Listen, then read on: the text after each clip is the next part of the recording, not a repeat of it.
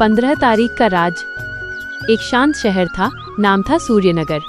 यह शहर बाकी शहरों जैसा ही था, भीड़ भाड़, बाजार, स्कूल और रोजमर्रा की जिंदगी। लेकिन इस शहर में एक अजीब बात थी जो कोई नहीं समझ पा रहा था। हर महीने की 15 तारीख को शहर से कोई ना कोई इंसान गायब हो जाता था।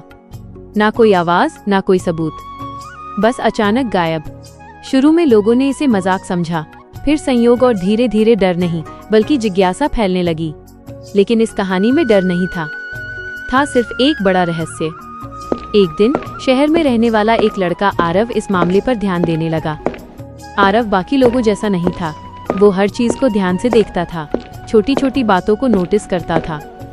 उसने देखा कि जो लोग गायब हो रहे थे उनमें एक समान बात थी। सभी लोग 15 तारीख से पहले पुरानी लाइब्रेरी गए थे।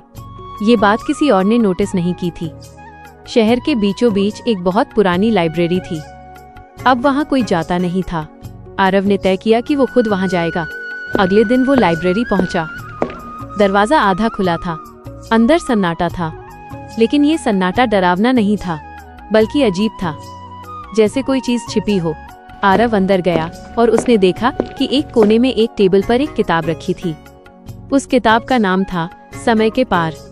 जब उसने किताब खोली तो अंदर कुछ अजीब लिखा था। जो सच जानना चाहता है उसे समय के पार जाना होगा। आरव को ये समझ नहीं आया, लेकिन जैसे ही उसने अगला पन्ना पलटा, उसे लगा जैसे कमरे की हवा बदल गई हो। अचानक दीवार पर लगी घड़ी उल्टी चलने लगी। आरव ने पीछे मुड़कर देखा तो लाइब्रेरी वही थी, लेकिन कुछ अलग। पुरानी चीजें नई लग रही थीं, टूटी कुर्सियां ठीक थीं, जैसे वो भूतकाल में आ गया हो।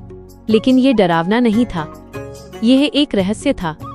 आरव ने धीरे धीरे समझा कि ये लाइब्रेरी एक टाइम पोर्टल है। जो भी उस किताब को खोलता है वो समय में पीछे चला जाता है। और जो लोग गायब हो रहे थे वे असल में कहीं गए नहीं थे, वे समय में फंस गए थे। आरव ने और खोज की। उसे पता चला कि जो लोग 15 तारीख को गायब हुए थे वे सब अलग अलग समय में फंसे हुए थे। कोई 10 साल पहले, कोई 20 साल पहले और कोई तो 50 साल पहले। लेकिन वे सब उसी शहर में थे, बस अलग समय में।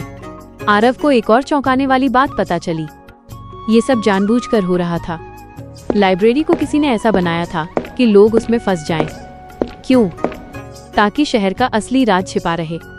आरव को लाइब्रेरी में एक गुप्त कमरा मिला। उस कमरे में पुराने रिकॉर्ड्स थे और वहां लिखा था, सूर्यनगर पहले एक छोटा गांव था, लेकिन यहाँ एक बड़ा एक्सपेरिमेंट हुआ था समय को कंट्रोल करने का।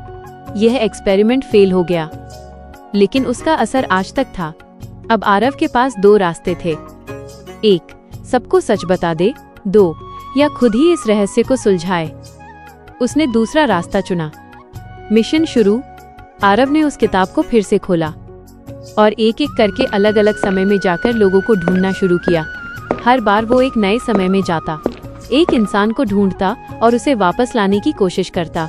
लेकिन ये आसान नहीं था, क्योंकि अगर वो ज्यादा देर रुकता तो खुद भी फंस सकता था। आखिर में उसे पता चला कि इस पूरे सिस्टम को बंद करने का एक ही तरीका है, उस किताब को हमेशा के लिए बंद करना। लेकिन अगर वो ऐसा करता तो जो लोग अभी भी समय में फंसे हैं वे कभी वापस नहीं आ पाएंगे। आरव ने बहुत सोचा और उसने एक प्लान बनाया।